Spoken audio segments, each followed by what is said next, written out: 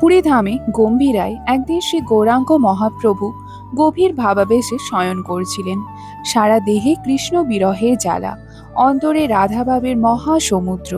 তার অন্তরঙ্গ সেবক শ্রী গোবিন্দ দাস প্রতিদিনের মতো সেবার জন্য উপস্থিত হলেন। সেবাই ছিল তার প্রাণ, সেবাই ছিল তার শ্বাস। কিন্তু সেদিন এক অদ্ভুত দৃশ্য। মহাপ্রভু দরজার ঠিক মাঝখানে শুয়ে আছেন। দরজা পুরোপুরি বন্ধ, ভেতরে যাওয়ার জন্য আর কোনো পথ নেই। গোবিন্দ স্তব্ধ।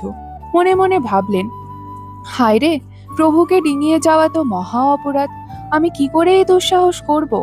নিয়ম বলে প্রভুকে ডিঙিও না, ভক্তি বলে প্রভুর সেবা থামিও না। কিন্তু সাথে সাথে আরেক ভাব উদয় হলো, আমি নিজের আরামের জন্য যাচ্ছি না, আমি যাচ্ছি প্রভুর চরণ সেবা করতে। যদি সেবার জন্য অপরাধও হয়, সে অপরাধ আমার জীবনের শোভা। অশ্রু ভরা চোখে, কাঁপা কাঁপা কণ্ঠে, অন্তরে শত শত প্রণাম জানিয়ে তিনি ধীরে ধীরে মহাপ্রভুর শরীর ডিঙিয়ে ভিতরে প্রবেশ করলেন। ভিতরে গিয়ে তিনি নিবিড় ভক্তি ভরে প্রভুর চরণ সেবা করতে লাগলেন। তার স্পর্শে যেন কৃষ্ণ প্রেমের স্রোত প্রবাহিত হচ্ছিল। চরণে আলতো করে হাত বোলাতে বোলাতে তার হৃদয় কাঁদছিল। এই চরণই তো সমগ্র জগতের আশ্রয়। অনেকক্ষণ সেবা চলল। মহাপ্রভু তন্দ্রা থেকে জেগে উঠলেন।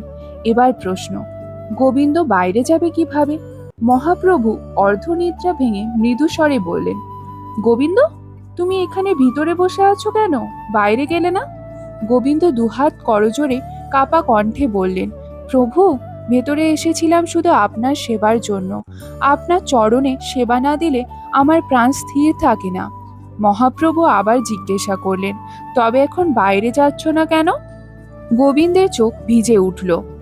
মাথা নিচু করে তিনি বললেন, প্রভু, সেবার ব্যাকুলতায় আপনাকে ডিঙিয়েছি, সে অপরাধ আমার শিরে থাক।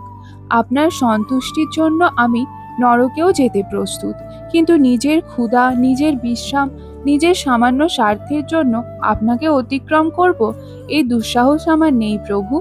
আপনি আমার প্রভু, আমি আপনার দাস। দাস যদি নিজের প্রয়োজনে প্রভুকে ডিঙিয়ে যায়, তবে সে দাসত্বের লজ্জা কোথায় লোকাবো? এই কথা শুনে গম্ভীর আর বাতাসও যেন স্তব্ধ হয়ে গেল। মহাপ্রভুর চোখে করুণার সাগর উথলে উঠল। কারণ এ ছিল নিঃস্বার্থ সেবার শুদ্ধতম রূপ, যেখানে নিজের কিছুই নেই, সবই প্রভুর জন্য। মহাপ্রভু ধীরে ধীরে উঠে বসলেন। করুণা ভরা দৃষ্টিতে তার প্রিয় সেবকের দিকে চাইলেন।